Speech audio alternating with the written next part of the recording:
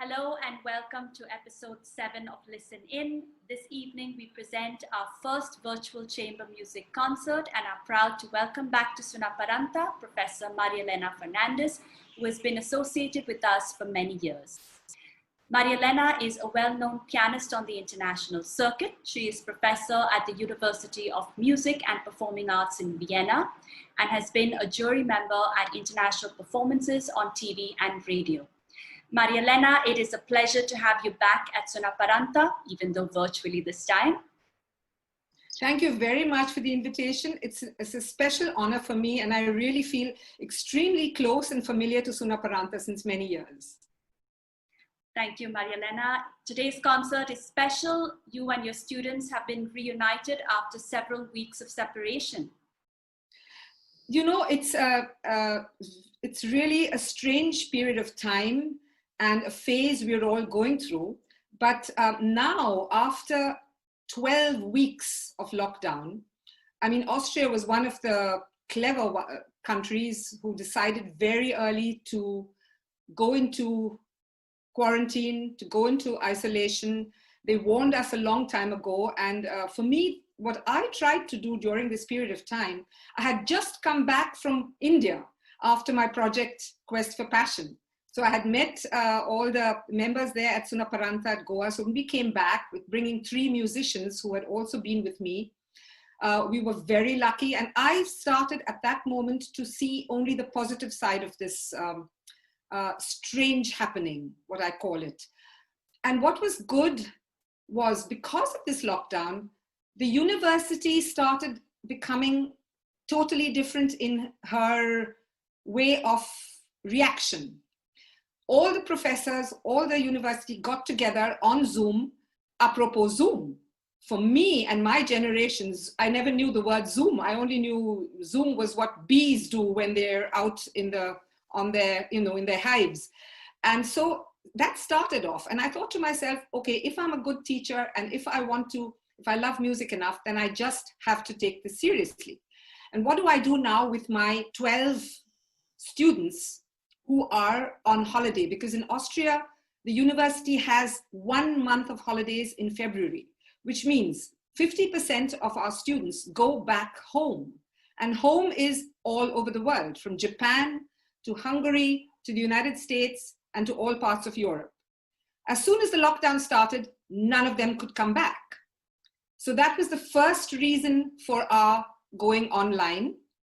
The second reason, when you see it from a positive or a negative point of view, as a chamber musician, you know better than I do, online, it's impossible to have more than one instrument together with others. So you have one sound. So I had the choice of saying, sorry, no chance, we don't meet each other till everything's over. Intuitively, you realize things are not going to get over that soon. So what was exciting for me were these young students who took the opportunity, and there I saw the generation gap, where for them, it was nothing strange to say, okay, Marialena, we'll see you together, if it was a trio or a quartet or a quintet, and we would like to suggest certain things that we could do together. We can't play together because the pianist was in Japan, the cellist was in Hungary, and the violinist was in Austria. So they decided to write about the works they were doing. In short, creativity became the key of the day. They, through their spontaneity and their artistic improvisation, they showed me the way how we could, despite everything, be together in so-called chamber music. We did chamber music online without necessarily playing. We either played for each other, to each other, but not with each other. Tell us about this particular sonata and why you selected it. Okay. Johannes Brahms was born in 1833 in Hamburg as a real North German. But at that time, Central Europe was totally in a romantic change. Talk about, wasn't in a corona change, but an innovative change. Art, culture, poetry, architecture was all on its way to a new revolution. People like Chopin, Schumann, Liszt were all born in the early 19th century, 1810, 1811. Brahms came into a lap of romantic luxury. Schumann was his great role model. I don't want to talk too much about Schumann's wife, Clara, who was also a role model. Let's leave it at that, musically, but also emotionally. So Brahms chose all these influences, put them together at a very early age. His father, who was a horn player, influenced him, inspired him. So he turned out to be a pianist, a composer, and a conductor.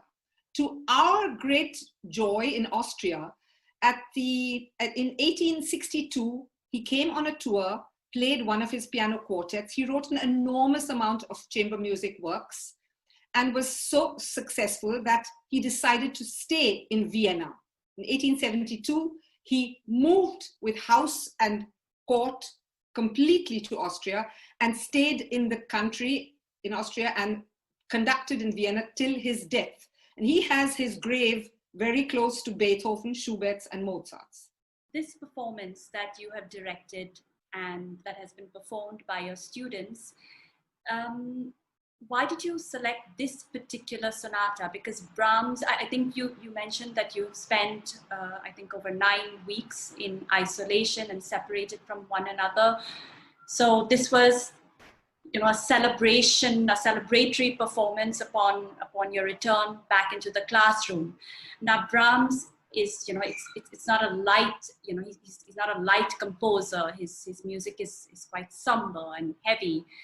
Why did you and your students decide on this performance in particular? Thank you, Leandra, for saying why did I and my students, because this is for me a very, very important part of my teaching. I've been teaching since donkey's years, and the only thing that I can give my students is a little bit of experience, and this experience gives me, it sort of incites me to intuition and instinct.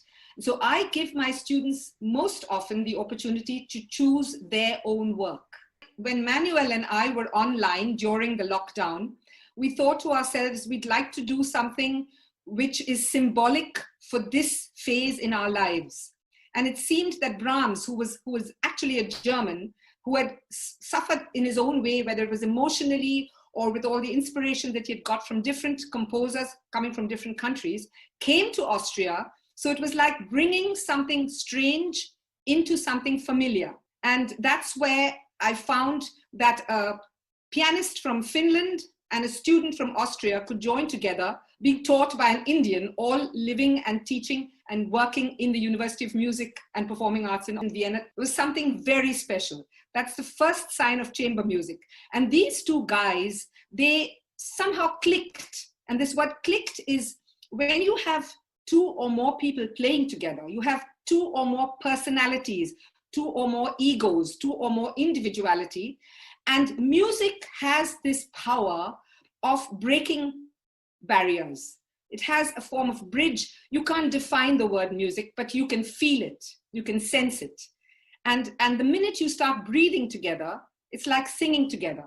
So you tell each other a story through your instrument or through your voice. And that's what was for me very special, hearing Manuel and Johannes playing this sonata. To end this, just to tell you this dialogue between the duo and me during our session was like as if they were telling me the story of not only their lives, but their feelings during these 9 weeks of lockdown. And that's what I heard emotionally. So it was like Brahms inspiring them, because it gave me the feeling that space and time doesn't seem to play a role in music. If we can break barriers through this and go to a different level, or what I call that music takes us to a different sphere, then we are leaving the so-called atmosphere and leaving what is earthly or material. And through music, you can spread love and peace. Thank you, Marialena. This evening's concert, Brahms Sonata No. 2 for cello and piano in F major, opus 99, is directed by Professor Marialena Fernandes and performed by Manuel Schager from Austria on cello and Johannes Piirto from Finland on piano. I leave it over to you. Thank you. Good to see you both here, Manuel on the cello and Johannes on the piano, and Marialena with a mask. And we have a guest who's also a student here today, Ilma Gigani, who comes from Georgia. And she's a brilliant pianist and has been in our chamber music class for quite some time and loves to listen in, because I do believe it's very important. One learns a lot by listening. I think we're all at a stage or at a phase where music doesn't mean telling each other how to play, but why we want to play.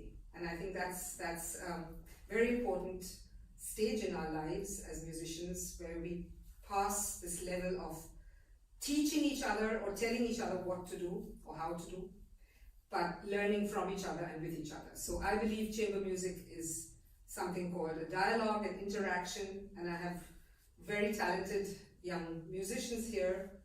I'm trying to avoid the word students, because I think even in teacher there's always a student. So we are going to do for you the second cello sonata by Johannes Brahms, Opus 99 in F major, am I right? Yes. The story goes that he had written one already, and he was highly impressed by a cellist named Hausmann. For him, or there was also another piece, which is the double bass, Double concerto. double concerto, the double Cello concerto for violin and cello, exactly. And another very great friend and a great admirer was the violinist Joachim. Yes.